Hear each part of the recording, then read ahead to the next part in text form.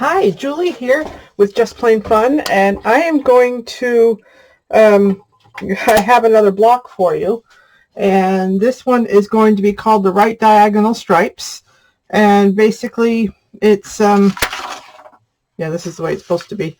Okay, it's actually completely free, and it goes with the mystery quilt that I'm going to be making over the next few weeks or maybe even a couple of months.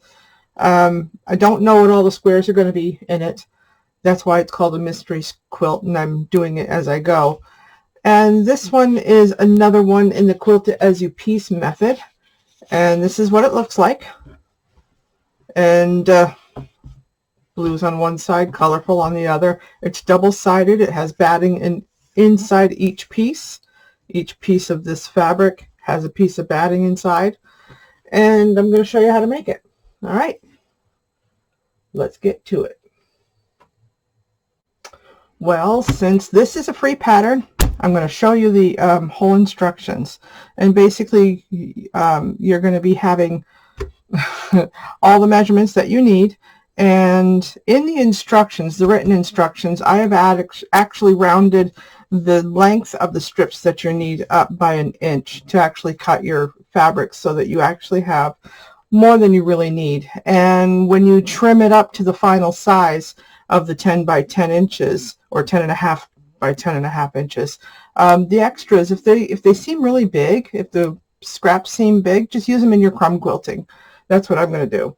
All right, so the batting that you want to use is, I'm using 2 1/4 and 2 1/2. I start off with my very first strip at 2 1/2. And it comes, this is the same type of batting that you would get for jelly roll rugs. Of course, you can use scraps, but I don't have any.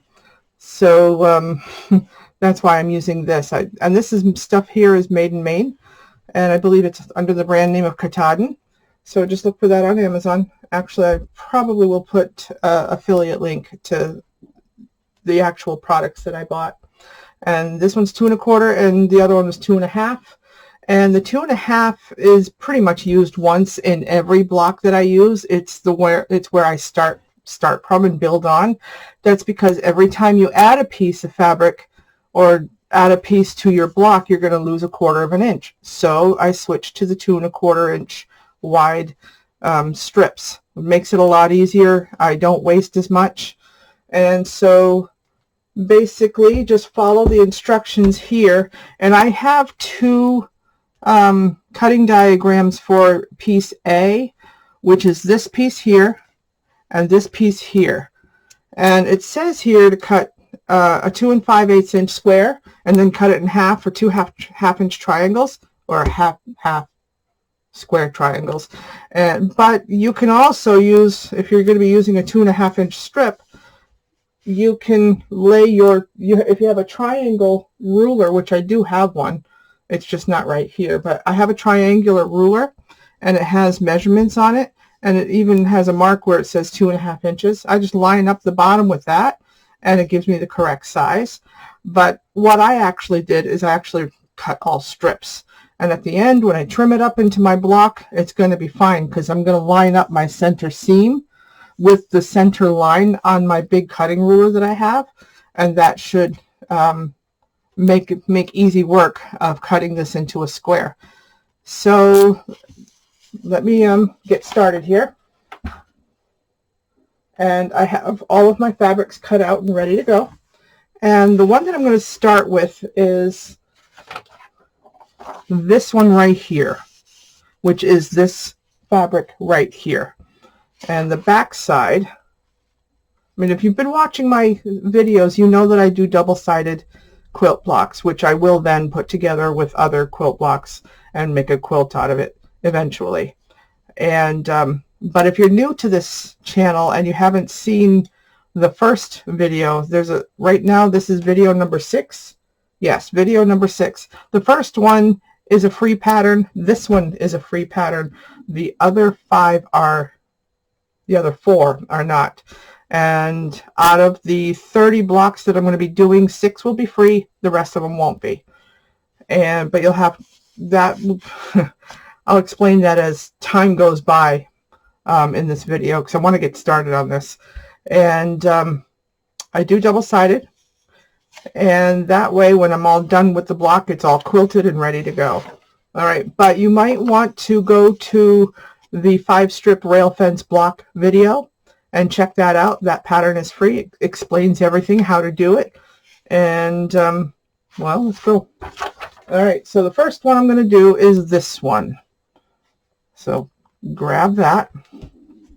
And this one here has the 2.5-inch strip of batting inside of it.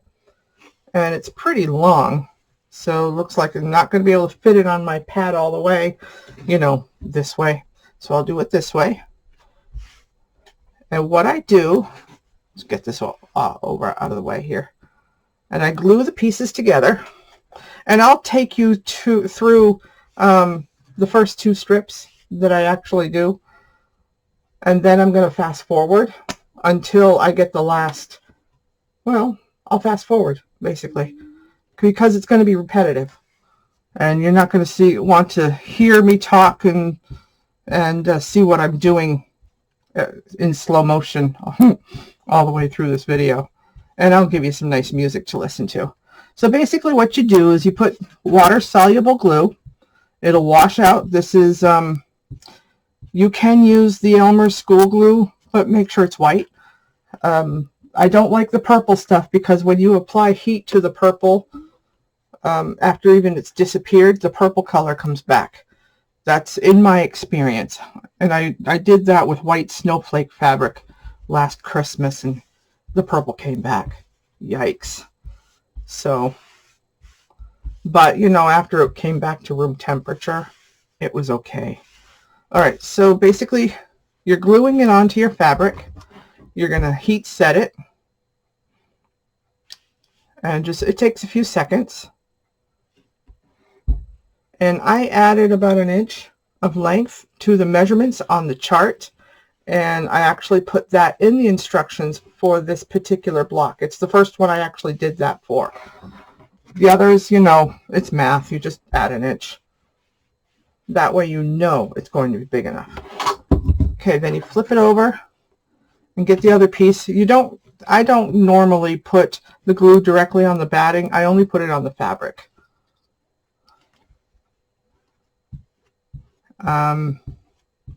The reason why I do this, the way I make my quilts this way, is for one thing, I don't have easy access to a long arm machine. And frankly, I don't have a huge, gigantic place in my home to be able to lay out a quilt back, a layer of batting, and the top on top of it. I could do it on a bed, but I have problems with my back. So I just make my quilts this way so I don't have to deal with all that. Okay, so I'm going to press this. And I like the idea of being able to do all the work myself. And I don't have to pay a long armer to do it. And you can use up scraps of batting. Absolutely. And even when I want to, oh yeah, and another great thing about doing it this way, it's a great way to get rid of scraps. You can put the scraps on the back, and if you don't care what order they're in, you know, you can do whatever you want on the back. And you can even buy backing fabric if you wanted to and cut that fabric all up. And that way you know that, oh, if you're looking at the white side, you know that that's, or the backing side, you know it's the back. All right, so there's that first one. And then what I do is I'm going to do the second one because I have the numbers to order. And this next one is the dark color, which is actually going to be the center seam. All right, so I'm going to grab that one, which is this one. And I've got to remember how I orient it. And it's going to be, it looks like it's the same size. That's because it is. So when you go to sew it together, just make sure that this particular one is lined up. As they get smaller, what you're going to want to do is you're going to fold your fabric in half and make a little tiny bit of a crease on the edge.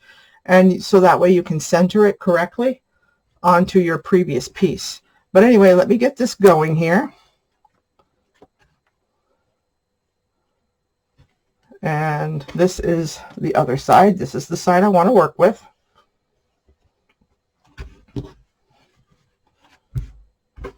And I do have a giant ironing board, but it doesn't fit on my table.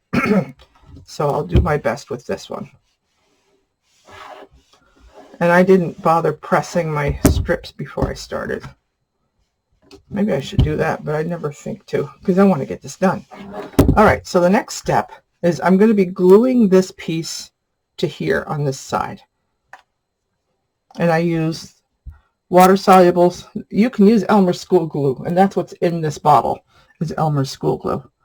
It's washable and it works great. I've tried the dollar store liquid glue and it doesn't stick as well. This really works for me. There is also a glue by Acorn for precision piecing that really works as well too, but this is a lot less expensive. And plus I've got a quart of this, and I don't know how much of it I've gone through, but you don't really need a whole lot. All right, and then I stick that onto here. As my pieces get shorter, this will be easier to do. And you want to line it up so that you can barely see the edges of both pieces of fabric. Now, normally I would have taken this to the sewing machine and done some quilting lines down the center of it, but I'm going to wait until this one's on and do both at the same time. It's totally okay. There is some flexibility in the order that you do things with this. But personally, in the last video I didn't bother with stay stitching, and I'm not going to bother with stay stitching this time, except for when I'm completely done with the block. Then I'll do stay stitching around it, about 1/8 of an inch in from the edges after it's been trimmed and cut. Okay, so what I'm going to do now is flip this over and put this piece on this side. And you notice notice how I turned it over. I didn't do it this way. I did it this way. So that way I have the same side that I just glued. Okay, that's kind of important. You got to remember to do that. Flip it the correct way so that the side that you're working on is the side that is facing you. Okay, and then I'm going to just get this ready. Not that I really have to do that, but I did anyway.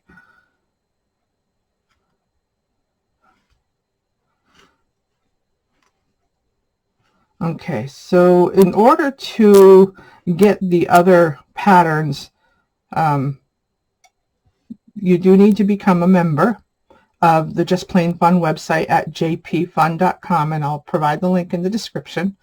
And you can redeem 20,000 points to get it. And in this video later on, I'm going to give you a secret word, or secret code is what it will be called.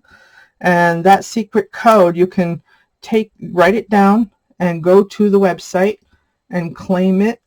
Right in, you'll go to the claim section of the site. You have to make sure you're logged in for it to show up. And it's under the membership tab. And what you're going to do is you're going to go ahead and claim the 20,000 points by typing in the secret code. You don't have to type in the word secret code. You just type in the secret code. And you'll get 20,000 points added to your points account, which is free. And then you can go to the page where this will be located. Well, the others, this one's free. And then you can go ahead and download the PDF file that goes with those blocks. And if you don't want to deal with a points account, but you want access to this, you can become a paid member. It's $95 forever, or $8.95 a month for 12 months. And once you've paid your $8.95 a month, you're a member forever. Okay, so what I'm going to do is I'm going to go to the sewing machine and do a 1/4 inch seam allowance. The seam allowance, or the length of the stitch that I use is a 3.0, and I do a scant 1/4 of an inch on this. All right, so Just flip this over, and this is where I'm going to be doing my seam, and I will be right back. Okay, so I'm going to go ahead and set my seam and show you what I do next. Okay, because I use glue, I have to do some tugging. And so I just tug on it to release any glue that might have gone outside of the seam allowance. And it does happen. Nobody's perfect. All right. There's that side. Now I flip it over, and because the heat probably didn't get all the way through. Okay, so you're probably thinking, how come 3.0 is the stitch length? It's because you're going through 5 layers, you know, a layer of batting and 4 layers of fabric. That's why I do it. It works fine. All right, see, the glue stuck. Got more glue right there. So this is why I do this, and I promise you the glue will wash out. I've made 3 quilts this way with this method: a big king size, a queen size, and a throw using glue. So it just works. Okay, the next step is adding the batting for this strip that you just added. And the way I do that is I go ahead and I line this up on the sewing machine, and I don't use any special foot, just the one that I've been using, which is a normal foot. And then I do a zigzag here. And the zigzag settings on your sewing machine, or at least the one that I'm doing, is 4.0 for the stitch length and 6.0 for the width. And I don't like to do it any wider than that. It seems to be the perfect size. It stays right within the seam allowance. So I'm going to go ahead and do that, and I'll be right back. Okay, so I've gotten that zigzagged on there, and the stitches are so light that you can't really see them. Let's see if I can get it closer. Yeah, you can see them a little bit, but they're there. All right, so the next step is, because I've already done the tugging, all I have to do is, I'm going to go ahead and do this, do a preliminary press, just to make sure that when I apply the glue, I don't get any puckers and I don't get any gaps, and it just works. I do that after every step. And if you've been watching me, sometimes I deviate that because, you know, everybody never does the same thing twice. Nobody's perfect. It's one of those things. All right. So on my website, there's a whole lot more than just quilting blocks, you know, quilt and sewing stuff. It started off primarily as a crochet website, jpfun.com. I've had the domain name since 1999, so I've been at this a while. But there's over 950 crochet patterns, so if you like to crochet, that might be another reason to sign up. Those patterns have been there. You know, there's a lot of them. I haven't done a crochet pattern, a new one, in a few years, because I also do paper beads and make and sell paper bead rollers. And I am trying to incorporate some of my quilting into the paper beads. I have one bead sheet on there that was made with a quilt block, so I'll probably do more. Like, as you know, this morning, today is Halloween, I actually posted a new bead sheet that's, let's see, I took one of my crochet pictures of a granny square and made a bead sheet out of it. So I'm hoping that's what I can do also with the sewing quilt, the quilt blocks that I make. So, you know, there's many reasons to sign up. And I'm hoping in the future, maybe in 2022, I'll start doing giveaways again, like I used to do. There will be criteria. I haven't decided what they're going to be yet. So, but that's coming in the next few months, hopefully starting in January or February. We'll see. All right, so now I'm going to do the glue again. And the glue is important. The glue stick is very, very important. If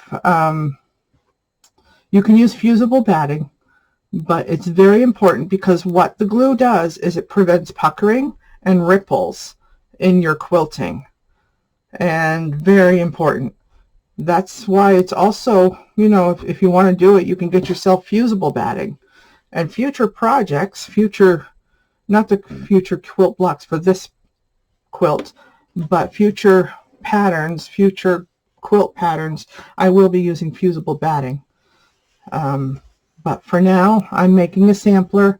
I'm using glue stick. I'm using this batting that I got from Amazon that was made in Maine. And it works with the glue stick. It's just fine. It's cheap. But I do have fusible batting, 80/20 fusible by Hobbs. I have some of that. So I'll be using that on the next quilt project. Okay, so the next step I'm going to do is I'm going to go ahead and do my quilting lines. And I like to do, I don't have that ruler right with me, but what I'm going to do is I'm going to draw two 1-inch line, well, two lines an inch apart, a 1/2 inch from the seam line, and put that on both sides, because the whole quilt is going to have that quilting on it. But I'm going to try to be a little bit more careful with how far I go. I do want to go edge to edge, but I also want to be able to use this in my crumb quilting. So what I'm going to do is I got to figure out exactly, well, I could pick this stitches, but anyway, I will be I'll get these quilted and I'll be right back. Okay, I decided I want to show you at least how I do one side, and then I'll do the other side off camera. All right, so basically what I do is I line this up. There's my, and you want to use an air soluble pen or water soluble if you want to wash it off with water. But I've been using this and it works fine. And it could take a week or so to fade. So I'm a 1/2 inch away from my seam and I draw my line. And I think what I'm going to end up doing is I'm going to pull out my big ruler, my 10-inch ruler, and see where these little the quilting lines fall. And I might actually put start and stop marks on this, so that way I don't have to pick the threads. Okay, there's the 1/2 inch, and now I'm going to do the 1 inch. And I'm lining the 1 inch onto the mark I just made. Let's get it accurate. All right. See, this is my 1 inch line. I'm lining it right up. Okay, so at this point, I'm going to go ahead and pull out my big square ruler that I have.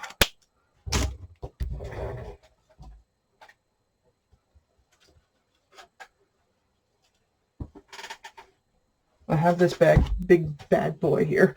All right, so what I'm going to do is I'm going to figure out where the corners fall. Line this up, straighten it out. Nope, not that corner lock, this one. Okay. So see, I've got space here. So what I'm going to do is I'm going to go ahead and mark end lines.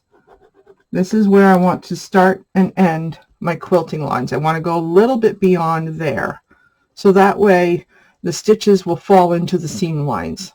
Actually, I just can stop there if I want to, because this includes the 1/4 inch seam allowance. This is actually a 10.5 inch by 10.5 inch square. So this will be good. That's where I start and end my quilting lines on this. So that way, when I cut these off, I can use that for crumb quilting later on. Even the little scraps of batting can be used in crumb quilting. And I've made a whole bunch of 5.5 inch squares with little pieces of batting. So nothing will get wasted until it can't be used anymore. So I'm going to go ahead and do my quilting lines, and now I'll be right back. And I'm going to mark the other side too. Okay, I've actually gotten both of them marked and they're ready to go. And I just wanted to do a reminder that the stitch length on the quilting is 3.0 as well as the seam lines. Okay. Okay, so I've gotten it quilted, and as you can see, I remembered to make sure that I leave this unquilted, so that way I can pull it apart later and use it for another project. Okay, so what I'm going to do now is I need to trim this edge, but I need to make sure that I am 2 1/4 inch away from here, because that's where my cutting line is going to be, at 2 1/4 inches. So, and I want to make sure I'm doing the correct side. Actually, let's see the ordering, the ordering thingy. Okay, so I've got 1, 2, which is I've done. Number 3 is piece C, and that will be my next one. And so I'm going to trim this edge. Actually, I probably don't even need to. Let's make sure that I'm accurate. I want this to be 2 1/4 inches away. All right, so there's 2 inches, and there is 2 1/4. Okay, so it does need to be trimmed up just a touch. All right, come on. Let me make sure that I have this accurate.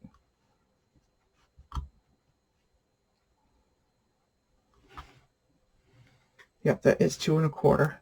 So what I'm doing is I'm straightening this section out just a little bit, and then to make it stay and to avoid hurting my hand, I'm going to put a weight on it before I trim this up.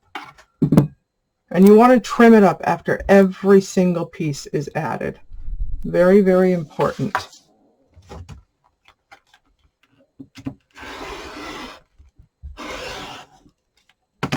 Okay, so there, that is cut and ready for the next piece, which will be piece C, which is 11 1/2 inches. Let me grab this and grab my board that's got my pieces of fabric on it. Let's see where I'm at. So this is the piece that I'm going to be adding to this. So let's grab those. And then after this one, I will fast forward, because it's important that I show you how to do this, since this piece is a little bit shorter than this piece. So grab my ironing pad here. And it's important that you do this step. The batting's not so important this second, but these pieces of fabric are. Now you can mark the centers with your marking pen, or you can just fold a crease into it. I think because it's air soluble, I'm going to go ahead and mark it with my marking pen.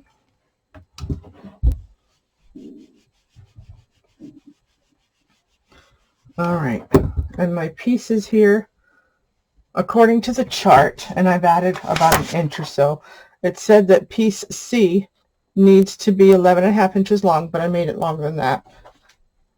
So I'm just going to go ahead and fold it in half. It's the easiest way to do this. Let's make sure that we get the correct side. It's going to be going here. So this right here is where you want the crease to be, because that's going to be lined up here. And I didn't bother with the stay stitching because it's not absolutely necessary. Okay, so now that's been creased. You want to do the same thing with this. You want to fold this in half, because you're going to, it's important that it be centered. Set this aside for a minute. And I am going to go ahead and mark that center just in the seam line so I can see it. And then this one I can actually see the crease. So I'm going to line that up with my mark. See why it's important that you center it? Okay, so what I'm going to do is I'm going to apply the glue. And while you have it sitting here, go ahead and draw on that crease. Just so when you put it back, it'll be where it needs to be. And I'm going to use the liquid glue for this. Now, one thing I've discovered using this liquid glue is because, of course, fabric is porous, the glue can seep through, which then the glue will help keep the batting and the fabric together by seeping through if it is not already sticking. That's why I'm not going to bother with stay stitching, because I didn't have a problem with it the last time I made a block and didn't do it. Okay, so now, because I have that center mark, I carefully move it up, and you don't stretch it at all, just lay it down, and I pat it down so that way the glue is actually making contact with the fabric, and then I just hold it there for about 10 seconds. So after this particular piece is on, I'm going to go fast forward for the rest of the block until I'm ready for the final trim. Because even with the corners, even though what I say in the instructions with your triangles, that's if you want to actually make the half square triangles. But with me, I just cut strips and it'll be fine. I'll trim it up at the end. And I already said that. Okay, so now I'm going to flip it over. I'm going to transfer my halfway mark over to the back side.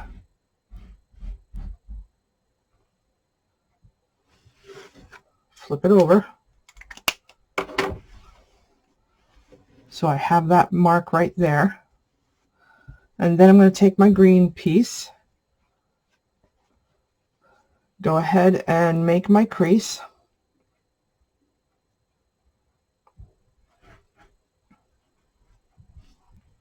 Line that up, and I'm going to go ahead and mark it just so I can see it.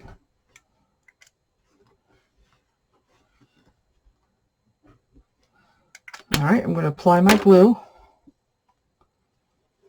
and I line this up so I know that I won't overshoot with the glue. That's another reason why I go ahead and put my fabric right where I'm about to put it, so that way I don't put too much glue on. And if you hear any noise in the background, it's because my husband's working in his workshop, by the way. Okay, pull that forward, and again tap it down.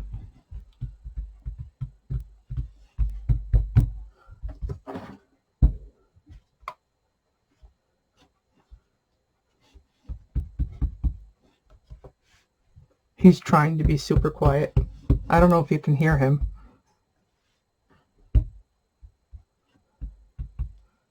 He's using an electric drill. Well, actually it's an impact screwdriver. I can hear it. We're both handy people with regards to construction and stuff. We can pretty much do our own stuff. Okay, so I'm going to go ahead and take this to the machine and do my 1/4 inch seam allowance just long enough. This should line up. Actually, it does. Look at that. It lines up. So I'm going to do the 1/4 inch seam allowance right here, and that's as far as I'm going to go, and I'll be right back. Okay, to save time on the video, I already had done the tuggy thing and set the seams good enough. Okay, so the next step I'm going to do is I'm going to go ahead and do the zigzag thing here. So I'll be right back. Okay, so it's been zigzagged on, and the next step is to go ahead and do this. Do a quick press before I do the glue, just to make sure that there is no puckers, I think they're called. Anyway. All right. Whoop, wrong glue. Okay, back to the glue stick. So I apply the glue just like I did before. Now, when you go ahead and add the next strip over here, you could actually go ahead and line up. Instead of marking the center, you can just line it up with the previous strip and it should work fine. Okay.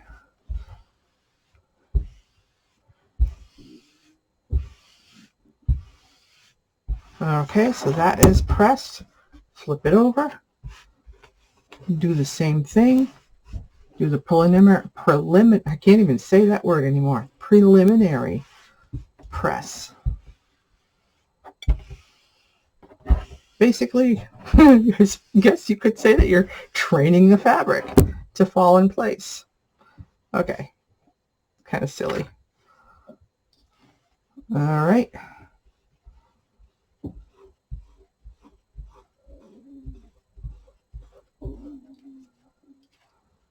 All right, so in case you were wondering, I don't have a full-time job outside the house. This is what I do for a living.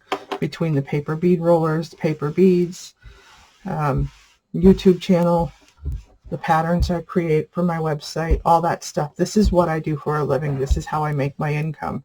That's why these blocks, most of them, are not free. And in the future, I plan to publish this quilt pattern in a book that you can order. But for now, it's not done yet. So anyway, I'm going to go ahead and do the quilting lines again. And I think the way I'm going to manage this one is, again, I'll just show you for this one because it looks like I'm going to have to use my big square again just so I can do the start and stop.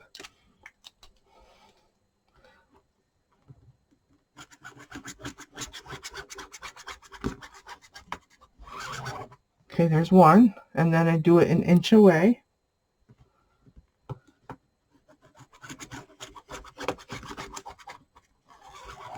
All right, so then let's take this away for a moment and grab my big square, put this aside, and again I'm going to center this center line on my block, and I can see my lines down here. So I'm going to line that up with what I've done before, making sure that my center line is centered. And this will give me my start and stop over here. So there's minimal waste, and future projects will get made using these scraps. Okay, even though it's got glue on them, they'll still come apart. It's temporary glue. Okay, so I'm going to go to the machine and I'm going to quilt here, and I'll be right back. And then once I'm back though, I'm going to go fast forward.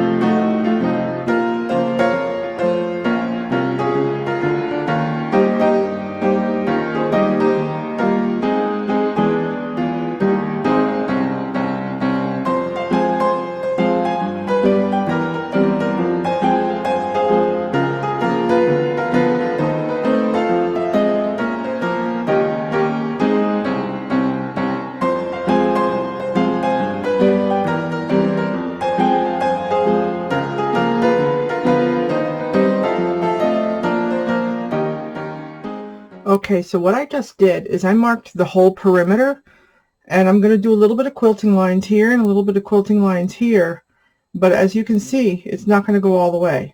So I definitely have more fabric than I need, but I am going to do some stay stitching all the way around before I cut it out. And I'm going to try to stay at least, well, stay about 1/8 of an inch away from the marking lines that I have drawn around here. And then I'm going to cut it right while I'm, I'm not going to do it fast forward. Okay, it's done except for the trimming. I'm cutting it out.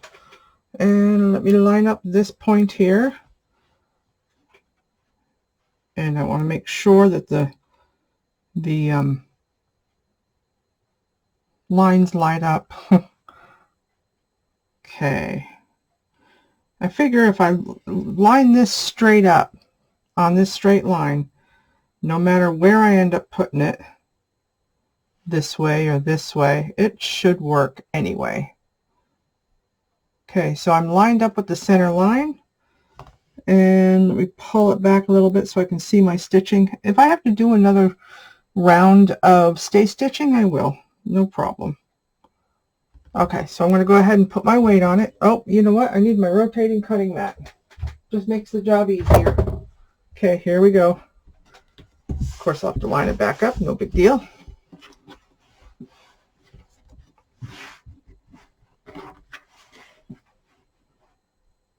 Okay, let's get this lined up. Had it perfectly lined up. Okay, almost there. Looks pretty good.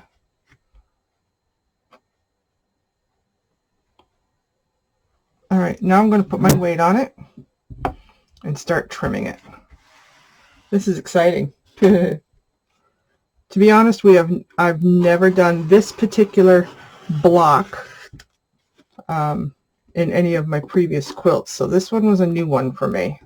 I did make a smaller one, but it actually had a strip on its center, and it was, a 5.5 inch, and I'll show that to you in a few minutes. See, all those can be taken apart and used in crumb quilting. No big deal. And since I used an air-soluble marker, the marker will go away. All right, so this is block number 6 in the mystery quilt that I'm putting together. Mystery quilt because I don't know what the ultimate quilt's going to look like. All right, that looks like I did a really good job trimming that up. Now, let's compare it to my plan. Actually, not bad. I got my light color here, my dark here, light here, dark here. Yep, it all went as planned. And each piece is 2 inches wide. It looks pretty good in my opinion. All right, and let me show you the other blocks that I've made in this series. And here are the other ones. This one I just made. This one is the bordered stripes, because here's the stripes and here's the borders and here's the other side. So there's one. And there's my tissue. This one was the first one I made. This is the 5-strip rail fence block. This one is free. Go ahead and download it. This explains everything, what I've just done and why, and there's a story behind it and all that stuff. This one is the courthouse steps. This is number 2. And this one's not free, but you can download it with a free membership at 20,000 points or the $95 lifetime membership. That's totally up to you. And this is Corner Log Cabin. I believe this was block number 3.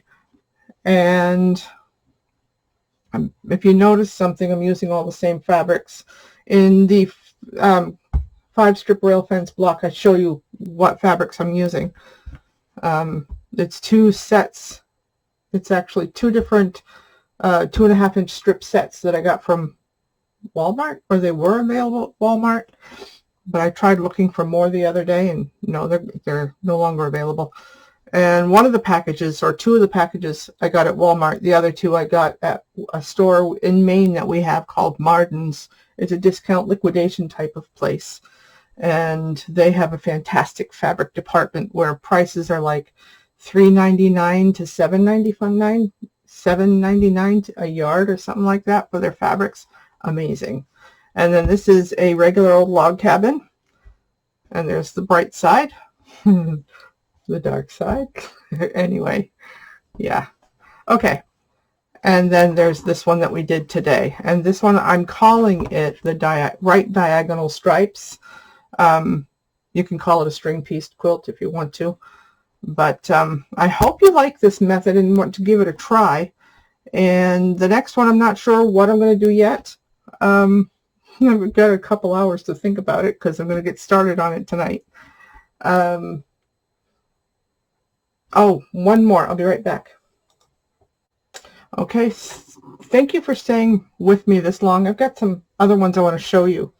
Well, this one was the one that I did previously, but it's a small version, a 5.5 inch, also double-sided, and no quilting on it because these pieces are so small you don't need quilting.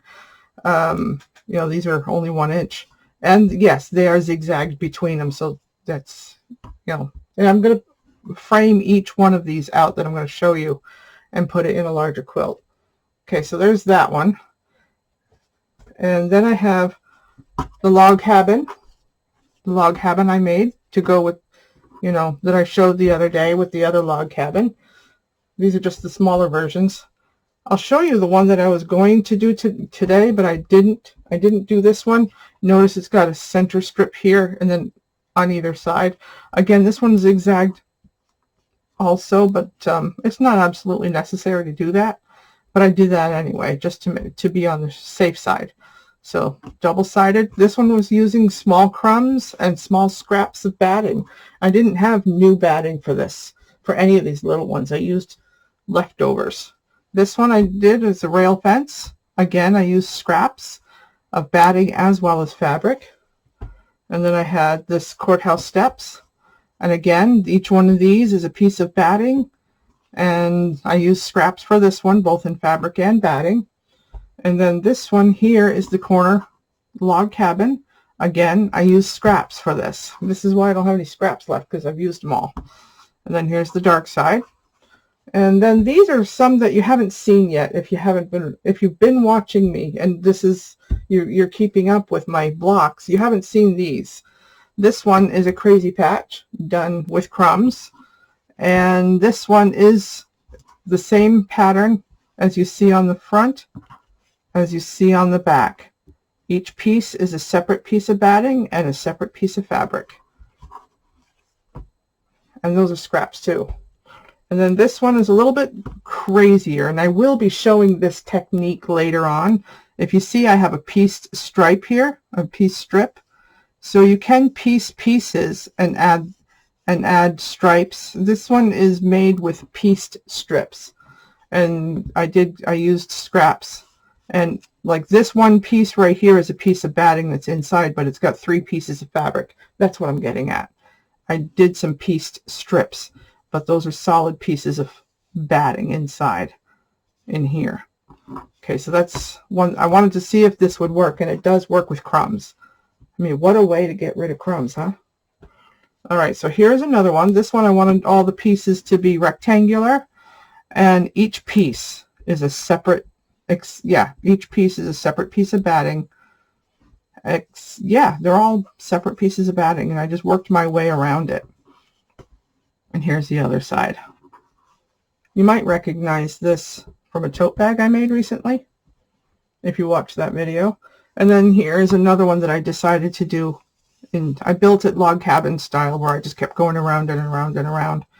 And if I remember correctly, each one of these is a separate piece of batting inside, except for this piece.